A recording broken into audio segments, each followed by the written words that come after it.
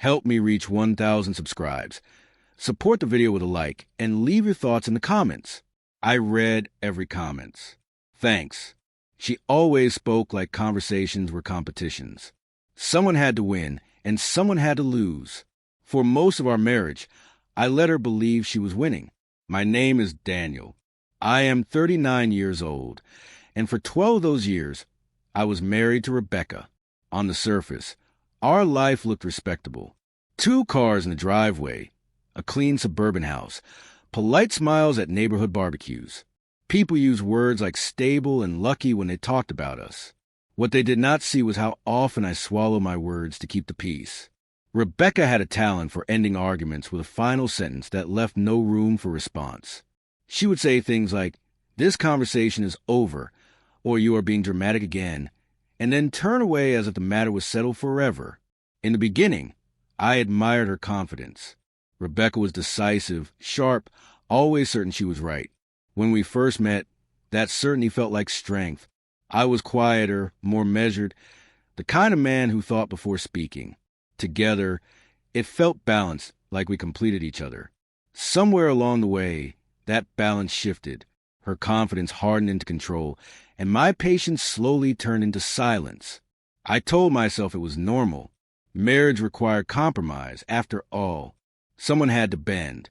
It just happened to be me, every time. The first time I noticed it clearly was over something small. A dinner invitation from my sister, Emily. I mentioned it casually while Rebecca was scrolling on her phone. She barely looked up before saying, "We already talked about this. Daniel, I am not going." I reminded her that we had not talked about it. "Not really." She sighed, rolled her eyes, and said, "I do not have energy for this discussion." End of story. That phrase stuck with me. End of story. Like my opinion was a loose thread she could simply cut away. Moments like that multiplied. Decisions about money, vacations, even how I spent my weekends slowly stopped involving me. Rebecca would inform me, not ask, if I hesitated. She accused me of being indecisive or unsupportive. "You never take a stand," she once told me during an argument. "You just sit there." The irony burned, but I said nothing. Silence had become my default survival strategy. What hurt most was not the control itself, but the way she framed it. Rebecca believed she was always reasonable, calm, logical. If I disagreed, I was emotional, defensive, immature. She used those words often. Over time, I started to question myself. Maybe she was right. Maybe I was too sensitive. It was easier to doubt myself than to confront the truth that my voice no longer mattered in my own marriage. The night everything shifted began like any other. A quiet Tuesday. Rain tapping against the windows. Rebecca was sitting at the kitchen table, laptop open, papers spread out like she was preparing for trial. She looked up when I walked in and said, "We need to talk." That sentence used to make my stomach drop. That night, it did not. I sat across from her, folded my hands, and waited. She explained that she had accepted a job offer in another city, 3 hours away. She had already signed the contract. She spoke quickly, confidently, like she was delivering good news. I listened until she finished, then asked a simple question. "When were you planning to tell me?" She frowned, clearly annoyed. "I am telling you now," she said. "You will figure it out. You always do." Something in her tone flipped a switch inside me. Not anger, not sadness, clarity. I realized she had not just made a decision without me. She had assumed my compliance as a given, as automatic as breathing. I told her I was not moving. The words felt strange in my mouth, heavy but solid. Rebecca laughed, actually laughed, and said, "Do not be ridiculous. This is what is happening. I have already decided." For the first time in years, I did not back down. I looked at her and said, "Then you have decided for yourself, not for us." Her smile faded. She leaned back in her chair and crossed her arms. "This is not up for debate, Daniel. I am done discussing it. Final word." She stood up, gathered her papers, and walked out of the room, certain she had ended the conversation like she always did. I remained sitting at the table long after she left the room, listening to the hum of the refrigerator and the rain outside. Normally, that would have been the end of it. I would have gone to bed uneasy, woken up resigned, and eventually followed her plan like I always did. But something had shifted. Her words, final word, echoed in my head, not as a command, but as a challenge. For the first time, I did not feel small. I felt alert. That night, I slept in the guest room. Not out of spite, but because I needed space to think. Rebecca did not notice. Or, if she did not comment. The next morning, she acted as if everything was settled. She talked about apartment listings near her new office and mentioned, casually, that I could start looking for jobs in the area.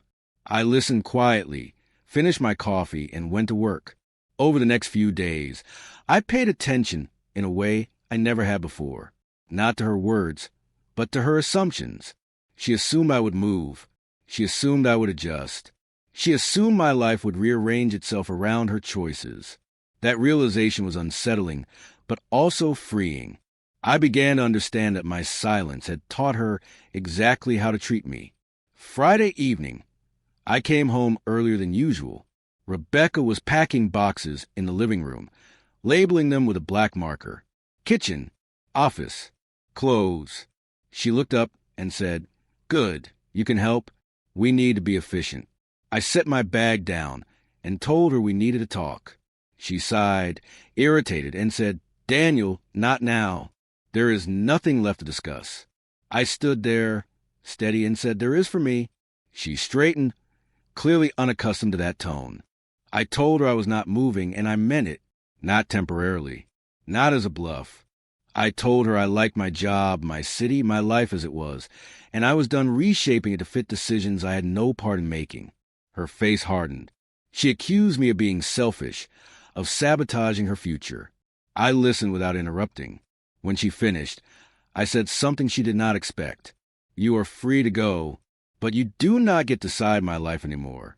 The room went quiet. Rebecca stared at me, searching for the hesitation she usually found. It was not there. She tried another tactic. She told me I would regret this, that I would end up alone, that no one else would put up with my passivity. I felt a strange calm listening to her. Those words used to terrify me. Now, they sounded like echoes from a past version of myself. I told her I had already spoken to a lawyer. That part surprised her enough to break her composure. I had not done it out of revenge. I had done it for information, to understand my options, to prepare. She accused me of going behind her back. I reminded her gently that she had signed a contract behind mine. She opened her mouth to respond, then closed it. For once, she had no immediate reply. That weekend, I stayed with my brother, Mark. I did not explain everything. I did not need to. Being in a space where my presence was not questioned felt grounding.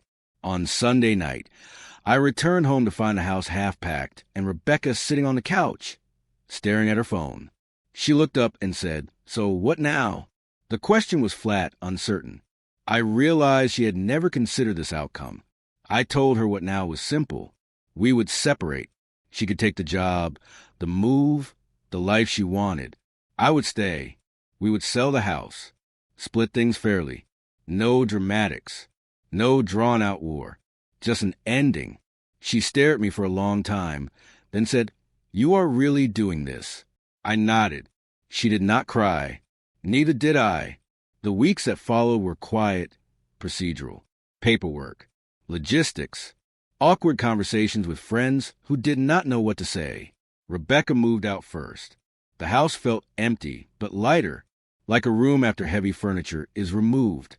Some nights were hard, not because I missed her control, but because I missed the idea of what I thought we were. Still, I slept better, deeper, without that constant knot in my chest. One evening, after everything was finalized, I sat alone in the living room, the same room where she used to end every argument. I thought about all the times I've been talked over, dismissed, minimized. I realized something important. She only had the final word because I kept giving it to her. Standing up did not require shouting or cruelty. It required decision. She thought she had the final word. She was wrong. I did.